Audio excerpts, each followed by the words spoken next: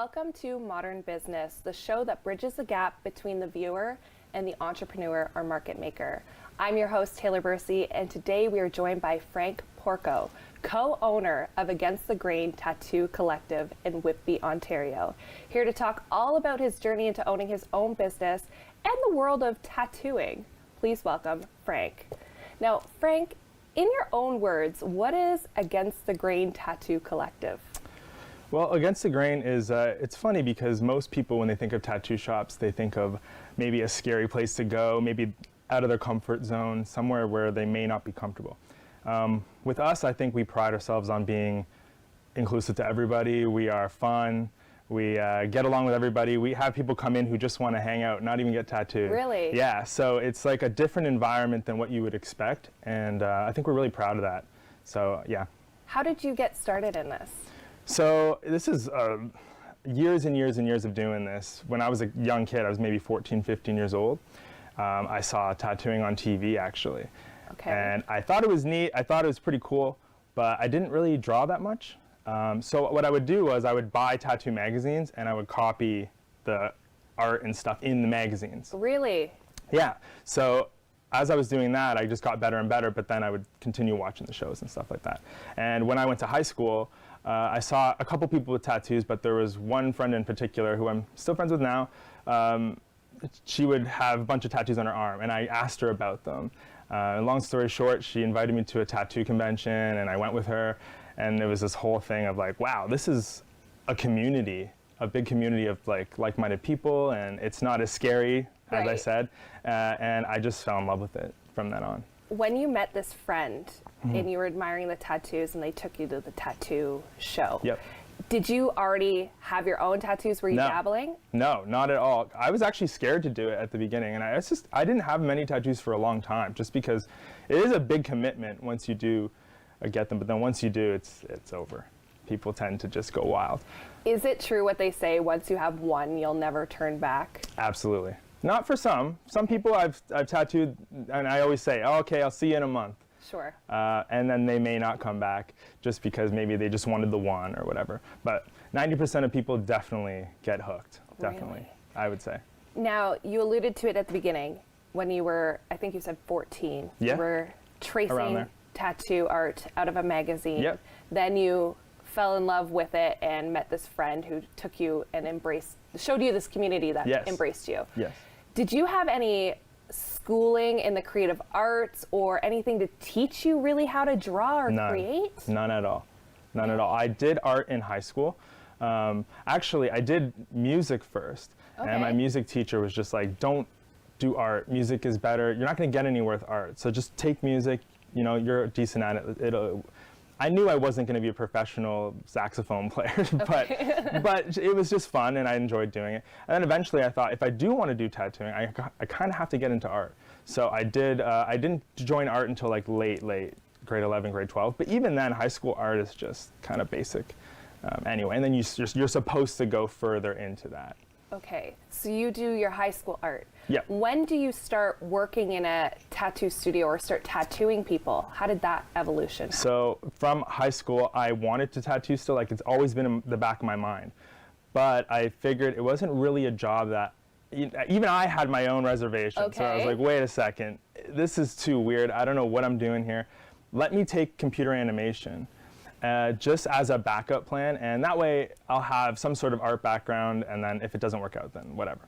So I took that, but during that, I still had it in my head. And I remember one of my professors actually said to me, we had a review thing one day, and he would take everybody aside, and you would kind of get a review on how you were doing, and it was the end of the year. And literally, I went into the room, and he said to me, this is not for you. Not that you're not good at it, but I think you need to start tattooing. Really? Yeah, he told me that. And he was actually on Miami Ink. So it was pretty funny because he knew how badly I wanted it. So he was just like, it's not that you're not good at this, it's just you have your heart somewhere else. So I would suggest you push forward with that. So I did complete the course. Just after that, I searched for an apprenticeship. And do you think that moment was the catalyst where you decided, okay, it's all right for me to pursue this idea that I have into a career? Or? Yeah, I think once some older people around me were kind of like, you know, it's okay, go for it. I think then I was more not accepted, but I felt better at, going forward with it. And my parents were great. They never once told me like it was a bad thing to do. They were just kind of like, think about it and make sure, because obviously there is bad crowds you can get into. Sure. There is, and with any industry. But most of the time everyone was very supportive, so I think that helped a lot. Definitely. I think especially the parents' support at the beginning of the journey when you're taking a risk into a more creative-based occupation, that carries a lot of weight. Yes. So you mentioned that you were searching for an apprenticeship. Yes. So how did that process work? So most of the time, people should get an apprenticeship when they try to start into tattooing. A lot of times they try to practice on their friends and stuff, and I'm against that. No, I don't recommend it. I shouldn't say, like, I used to practice on like grapefruits and stuff when I was young. And, okay. But when I did go to the conventions and things like that, I wouldn't tell them that I did that, just for the sake of, I didn't want them to think that I was developing bad habits, because I was technically learning from just books and internet. And okay. So it probably wasn't right. And when I did get an apprenticeship, I realized I was teaching myself bad habits. But you're usually supposed to start apprenticeship. And how that works is you're supposed to go to shops with a portfolio, and hopefully you'll find some sort of a mentor to take you on and give you a chance. But the first year or so is just you cleaning and helping out and watching, and it's pretty grueling, actually. So when you say portfolio, Yep. Is this a portfolio of drawings or a portfolio of tattoos that you've taken a risk on creating? It's fun. Good question, actually, because most people think that if you're good at drawing, then you're good at tattooing. It's not the case. So you can be good at drawing, you can have that technical skill there, but you want to learn how to draw 4 tattoos for the body. It's not as simple as like, let's say you wanted to get something on your forearm, you would have to draw a specific thing for that. It can't just be, it's going to stick anything right there. It has to be for that body part. So it's a lot of thinking and stuff. It's not just, I'm good at drawing, I can just put anything anywhere. So they teach you that, though. Okay. And did you acquire any kind of certification into actually operating a tattoo gun, or is it all organic learning? It's not. People think that too. What kind of certificate do you have or whatever? It's actually not anything. Okay. Yeah, you just kind of get into it. It's all health board approved, but you don't need any sort of license in Canada anyway, I don't think. But yeah, you just kind of learn. So that's like why anyone can buy a tattoo gun on Amazon. I think so. Yeah, I think that's, and people do it. They do it. Highly do not recommend that, but. And because it's needles, let's talk a little bit about the health and Sure. safety aspect of it. Yeah. So is that regulated by Durham Region Health? How does Yes. that process work, and how do you educate yourself on how to best protect your clients when utilizing those materials? Sure. So they do, like you said, health inspections. Like I think sometimes it could be yearly. Sometimes they surprise you. Sometimes it's Okay. every few months. You never know when they're going to pop in, which is the point. They're supposed to make sure everything's good to go. But nowadays, most things are disposable as well. Right. So we're actually more safe now than we were before. Just because a lot of the stuff can just be thrown away, where before you used to have an autoclave and you have to clean all your needles and things like that. And so they are technically reused, but cleaned. Okay. But now everything is just all disposable plastic and everything. It's pretty crazy. It is pretty crazy. Yeah. It's crazy to me that there's no course or qualification needed for permanent body art, and that it's just as simple as getting the gun, learning, and then if somebody likes your work, you can go and see them. Yeah, so it is regulated by the health inspection, Of course. But it's not, you don't need a course or school or anything like that. And there are tattoo schools out there and stuff, but again, it's kind of frowned upon because the tattoo industry likes to keep the tradition of tattooing alive, which is finding someone to teach you and then passing that down. And they kind of like keeping that old school tradition alive, so. Very cool. Yeah. And I like that, the mentorship aspect Yes. of it. So you did an apprenticeship. Mm-hmm. Where and how long did you do that for? I worked at a shop in Brooklyn, just north of Whitby, I guess. Okay. I did that for about 5 years, I would say. It's all a blur, to be honest. That's why it's hard to find out Sure. when I did. But so when I was there, I did meet the co-owner for Against the Grain. I met Josh there, and he worked with me, and we kind of well, I learned off him, but we learned off each other, I guess, and worked really well together. So when it came time to, well, actually, the pandemic was when we both decided, like, you know what, maybe this is a fresh start. Why don't we split off and do our own thing? Okay, and was we did that. Josh an established tattoo artist Yes. at where you were apprenticing? Yeah, he was a few years in, like a lot of years in. And so I technically learned off of him. And then we just kind of, I don't know, we had this team effort thing going, and all the clients just, like, when there was a review on Google or something like that, it would never be about one of us. It would be about both of us. It was almost like this team that everybody knew. And we just created this, like, environment. And I said, why don't we do, you know. Take a risk. Yeah, well, we both kind of talked about it, and I was planning on trying something new, and he was kind of like, I don't really want to work without you, so, like, because we work so well together, so, like, why don't we just do our own thing? And it was scary because of the pandemic. It was hard. Right. But then we ended up just being like, let's just try it, and it worked out. And for you, kind of on a personal note, especially collaborating with someone who has a little bit more experience with you in the industry, although you guys get along well, was there ever a sense of maybe a little bit of an imposter syndrome when you first started the business because you're teaming up with somebody that maybe has a little bit more experience? Funny you say that, yeah. I had, he may not know this, but he will now. I did feel kind of out of place at the beginning of my apprenticeship just because I only had like a single tattoo or so, and I didn't really feel like I belonged. But then once I realized, like, the industry is not like that. Like, everyone's pretty accepting, most people. But besides that, he was great with me, and I think he looked past kind of that I was new and just knew there was something there. Right. So, yeah, he just, I don't know, made me feel comfortable, and we just became good friends, and it kind of worked out. But yeah, at the beginning, I did feel kind of weird, like, I shouldn't really be with this person who's a little more experienced than me. You know, maybe people might think something, but it worked out. And clearly, if people were leaving positive Google reviews about the both of you, you had something together. Yeah. So taking that risk is definitely... Yeah, and even now they know that, like, me and him just run this place of just a fun environment, and we're just known for that. We had a guy yesterday come in saying, like, I've been following you guys since you started. Wow. And, like, I knew you when you didn't even tattoo. Like, so it's cool. Like, these people actually follow our journey, and it's pretty amazing, actually. Absolutely, and we're going to talk more about that journey right after this commercial break. We'll be right back with Frank from Against the Grain Tattoo Collective.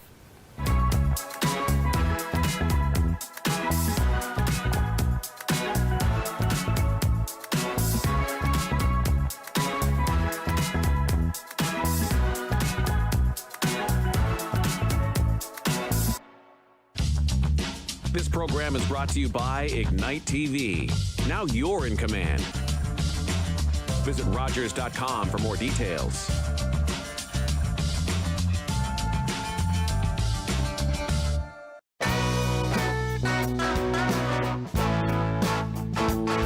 Up next on Meet the Band with the BMD, we have Scott Templeton from Black Rose Entertainment.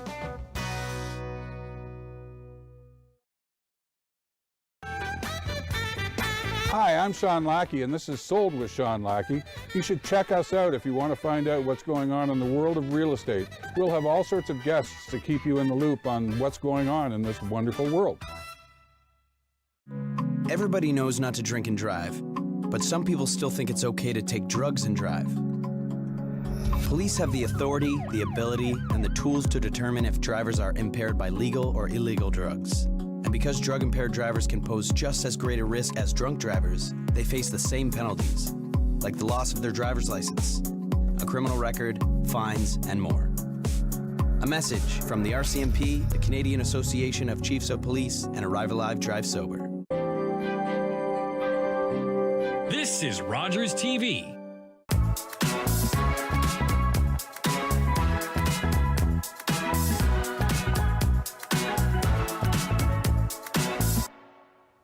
Welcome back to Modern Business, the show that bridges the gap between the viewer and the entrepreneur or market maker. We are joined by Frank, co-owner of Against the Grain Tattoo Collective. Now, Frank, before we went for the break, we were talking a little bit about how your business started, how you developed your friendship with Josh. Can you talk to us a little bit more about how Against the Grain Tattoo Collective actually came about? Sure. So in 2020, as everyone knows, crazy year, pandemic happened. And like I said before before the break, we had this thing of, okay, I wanted to try something new. He kind of wanted to too. We didn't really know what to do, so why don't we merge together and build something of our own? But since the pandemic happened, it was very difficult to do because, number one, trying to build a whole brand new shop and a space and everything. Home Depot was closed. Yes. You know what I mean? Everything was just closed. So it was just very difficult, but we made it through, and it kind of worked out. So when you're going to find a location or a place to start your business, where do you start? Did you always know you wanted to be in Whitby, or were you looking all over the place?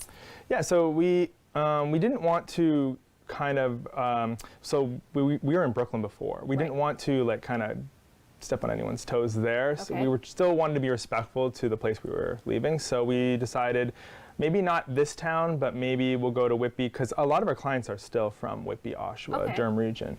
So, and some people drive from Toronto, but it's usually the Durham region. So we wanted to keep it somewhat close. And we were close to Whitby anyway, so it kind of worked out. There is still a few tattoo shops there, a lot of great tattoo shops actually. But the good thing about the community is it's not really much of a competition for some. Sure. Maybe some, but not all. We want to make sure it's like a close community, close-knit community, and we do guest spots at each other's shops and things like that. So there's competition, but not, it's friendly. Competition. Yeah, that's what I'm trying to say. And that's okay, because how do you guys get better without competition? Exactly, yeah. If the world was a perfect place, it'd be very boring. You have to have a little bit of stuff to keep it exciting. Yeah, and overall we respect each other and everything's good. Absolutely. But Whitby was the place we decided to do. So when you and Josh decide to branch out, you select your storefront location. Mm-hmm. Did you two sit down and make a plan of, okay, this is how we want our business to be portrayed, here's the steps we need to take to get to where we're going? Or how did that process work between the two of you? So the number one thing we decided was, well, we obviously know how to run a tattoo shop. We know what the people want as far as, friendliness and maybe the go against the grain of what a tattoo shop is supposed to be like, hence the whole idea. So that's the name, that's where we came up with. We actually joked a lot about, if we ever open our own place, we're going to call it that. Okay. And a joke turned into reality, which is pretty funny.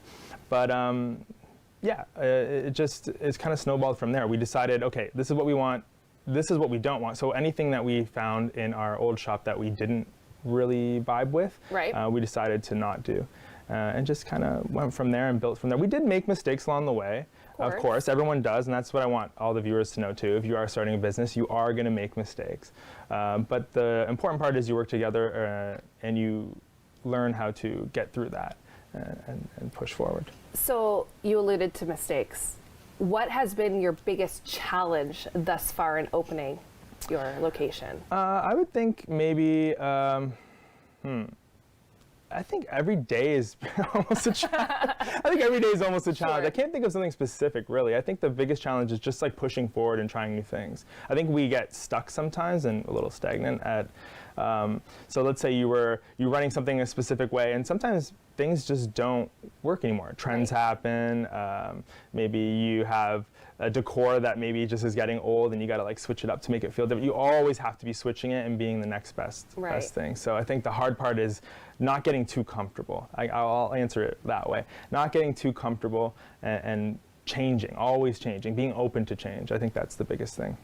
And when you guys launched the business, was there any aspect that you maybe didn't account for at the beginning when you were dreaming up this idea to the point when you executed it? A lot of it was the same. A lot of it was the same as where we started. The only thing we just didn't, there was a few things, I guess, maybe that the one owner would do that we were kind of like, we won't do that. But most of it's all pretty cookie cutter in a way. Like, it sounds bad, but like, it's just tattoo shop is a tattoo shop. You're not reinventing the wheel, you're just adjusting the mold. Yeah, like especially with apprenticeships, a lot of the mentors are teaching everybody on just how things were passed down and just like it's all the same. So as long as you follow the basics, and then you can like be creative and like fix that around that. And going off of the idea that the tattoo community is really a community that's all about mentorship and apprenticeship and that aspect. Yeah. Is your tattoo studio just you and Josh, or do you have a team behind you, and what does that look like? So when we originally started, we had a small little shop downtown Whitby, and so in 2020, as I said, and me and Josh worked there for maybe a couple of years. Okay. And then slowly we took on 1 apprentice, and then 2 apprentice, and then 3 more other artists, and then now there's like 5 or 6 of us there now.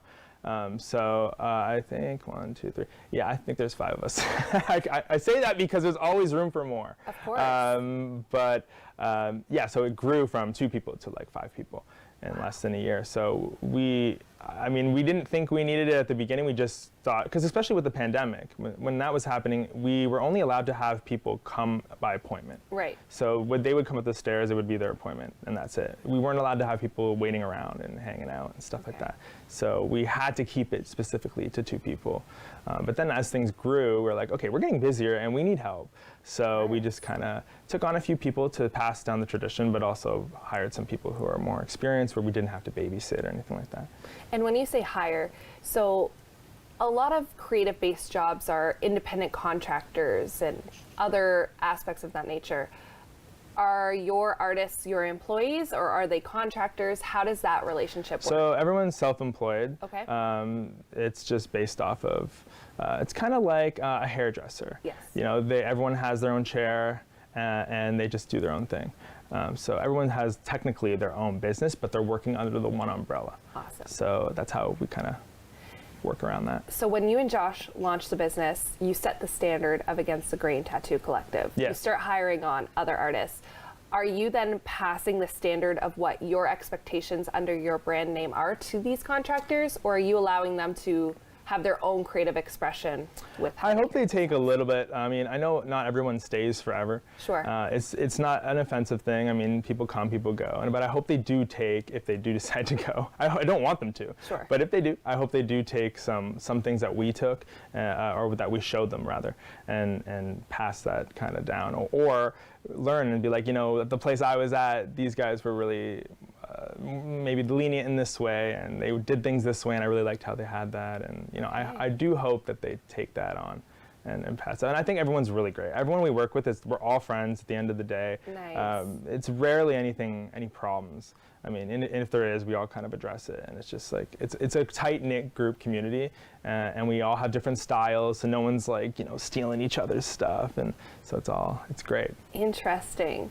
So we've talked about how the tattoo community in general is a community, and your business is a community. So when you and Josh were designing your studios and bringing your vision to life, you know, how much of that community aspect came into play there? You know, who are you trying to target and bring into your studio?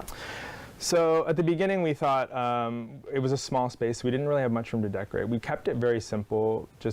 We had one giant wall with a graffiti on it, said Against the Grain, and then the rest of it was very plain, clean, simple. And that was because we worked in Brooklyn, which was, you know, a different vibe where everything was. Sure. I don't even know the vibe of that kind of town, but it was very professional and whatever. So we wanted to have that. Then when we moved to the bigger location, which we are now, we decided let's take that professionalism, but also keep that tattoo shop vibe alive. Okay. And that was what was missing from the small shop. All right. So now we have it. It looks kind of like, of course we want it to be clean and professional, but we have like a bunch of frames on the wall. It looks like very like a traditional tattoo shop, but in like more of a modern-esque way. I can't really explain it. So who is your ideal clientele? I think everybody. Really? Honestly, there's times where you tattoo young people 18, 19 years old, and there's times where you tattoo like 90-year-olds. So it's all walks of life. There's people that never get a tattoo, and then one day they turn 50 years old, and they're like, you know what? I've always wanted to try that. I'm going to go there. And I think, like I said before, we pride ourselves on being a very comfortable place to be. And I think a lot of people, even if they are nervous to come in, they do come in, and they're like, you know what? This wasn't as bad as an experience as I thought it was. Yes. So we have all walks of life coming in, all ages. And it sounds like everybody is welcome at your studio. Every single person is welcome. Because I think that's probably a stigmatism that your industry has. Is absolutely. You have to have a certain roughness to you or something where you fit in, but it doesn't sound like you have that at your studio. Anybody can walk in from anywhere. No, yeah, it's all just anyone can come in, and even if you're just not ready to get tattooed, but you kind of want to take a peek and kind of ask questions and stuff, you're more than welcome to drop by and say hello. We love it. We love meeting new people. Very cool. So with such a wide demographic of people that you could bring into your business, how do you guys market your studio? So right now we just have Instagram. A website would have been good, but a lot of people just use social media for especially for us, because it's visual. So it's a visual industry. So we have to update the visuals all the time. So doing that for a website would have been a little complicated and probably expensive. So we decided, let's stick with the Instagram and just kind of do that. And it works wonders. Like, people love seeing the new tattoos that we post every day, and the little clips of everybody working and things like that. So social media is So do all the artists have their own social medias that they book clients with? Okay. So you could either email us, or go through our social media, DM, email, whatever, call. Or if you know the artists you like specifically, they have their own profiles and they have their own portfolios up there. So you can kind of message them and they'll plan everything with you and figure it all out. But yeah, if you're not sure and you have a style that you like, where you're like, I kind of like this, and you send some examples, I can guide you and be like, oh, this person's really good for that style. Okay, so you're willing to share the love if it's maybe not a style that you prefer or excel in, you'll share that with somebody else? I actually love doing that, because like just styles that people send me, I'm like, I really want you did my friend's tattoo. It's like, I would love to do this for you. It's just, I don't know how to do it. But I have this person I work with who's wonderful at this specific style that you like. And I'd rather, you get 100% of what you want, when I'm just gonna guess, obviously, on how to do it. So it's very important to be honest. And to actually be honest with your clients and be like, listen, not my specialty. I know someone that is. So that's actually the benefit of having all these people working for us. When it was just us two, it was, we are well-rounded already, which I think we pride ourselves in as well. It's like me and Josh have been trying different styles for years. But to have other people in there that also do other styles that maybe we don't dabble in, because as the time goes by, people are developing different styles in the tattoo community, and a lot of the young kids nowadays are developing different styles that I don't know how to do. So on that note of the young kids, let's get your trade tip. Now this could be a piece of advice you can give the audience, or information that you just feel is pertinent to starting a business. Sure. But what's your trade tip for today? It's gonna sound harsh, but I think my trade tip would be listen to yourself and not other people. I think the biggest thing for me was listening to what I wanted and what I wanted to do. I think I would have probably done it sooner. I'm glad it worked out the way it did, because the timing was right. But if you're thinking of doing something, just do it. Don't listen to people. I know people want to listen to their parents and maybe their friends and their family, but sometimes you just have to take that risk yourself and just go for it. I love that. And on that note, thank you so much for joining me today. Thank you.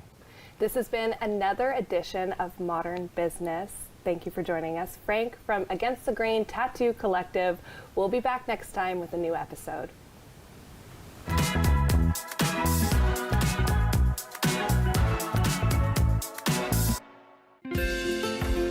Call the Rogers TV viewer response line. Email us or connect with us on social media.